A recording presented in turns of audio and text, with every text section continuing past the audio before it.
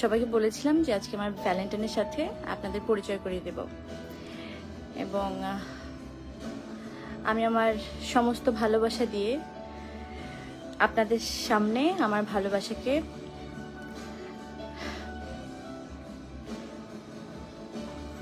পরিচয় করিয়ে দিতে চাচ্ছি এই মুহূর্তেই।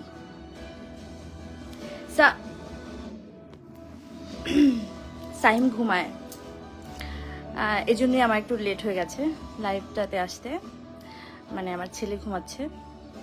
তো আর ওয়েট না করি, আমার মনে হয় এই মুহূর্তেই আমার ভ্যালেন্টাইনের সাথে আপনাদেরকে পরিচয় করিয়ে দেওয়া উচিত। আসো, একটু লাইট দাও।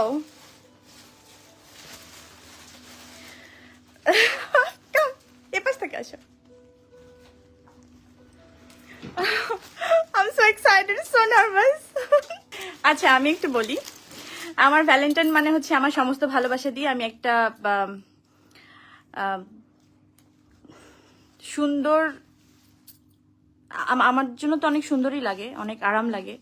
সেটা হচ্ছে বডি, যেটা কিনা আমার স্বপ্ন ছিল, আমার ড্রিম প্রজেক্ট, সমস্ত মায়েদের জন্য এবং বাচ্চাদের জন্য। ম্যাটারনিটির সমস্ত কিছু একই ছাদের নিচে পাওয়া যাবে। এত মানুষজন এত রাতে আপনারা কি করেন? আমি বিশ্বাস করি এই মুহূর্তে সমস্ত বাংলাদেশের সমস্ত মায়েরাও আসলে আমার সাথে জয়েন করবেন, অনেক দর্শকের সাথে।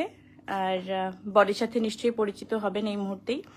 বডি হচ্ছে এমন একটা প্রজেক্ট বা এমন একটা কোম্পানি যেটা কিনা আমার সমস্ত ভালোবাসা দিয়ে সাজানো, সমস্ত ভালোবাসা দিয়ে এটা তৈরি, শুধুমাত্র মা এবং বাচ্চাদের জন্য।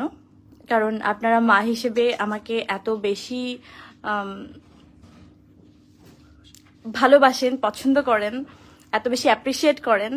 আমার মনে হয় আমি মাদারহুডের যে জার্নিটা আমি করেছি, পুরো প্রেগনেন্সিতে যে জার্নিটা আমি করেছি, সেই জার্নিতে যতগুলো যেভাবে আমি সাফার করেছি, যে প্রবলেমগুলো আমি ফেস করেছি, সেগুলোকে অনেক সহজ করে দেওয়ার জন্য আমার আসলে এই টাইমটা লেগেছিল। যে আমি প্রায় আমার যখন আমি একটু গল্প ছোট্ট করে বলি, যে আমার যখন প্রেগনেন্সির ফার্স্ট একদম 2-3 মাস এরকম, তখন আমার হয় না নানা রকম ইস্যু তৈরি হয়।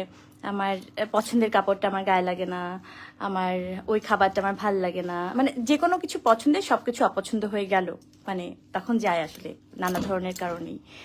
যেমন হেলথ ইস্যু থাকে।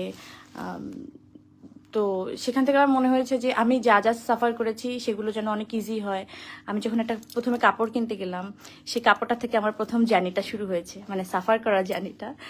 যেটা হচ্ছে যে আমি কোনোভাবেই ঠিকঠাক কোনো জিনিস, কোনো প্রোডাক্ট আমি ঠিকমতো পিক করতে পারিনি, ওরকম কোনো পরিস্থিতি ছিল না। রেখে দেওয়ার সমস্যা নেই। তো যেহেতু আমি একা, আমার সাথে আর কেউ নেই, আমার একটু একটু করে আগাতে হবে এবং আপনাদেরকে সঙ্গে নিয়েই আমি আগাবো। আপনারা সবাই আমার সঙ্গে থাকবেন আশা করি।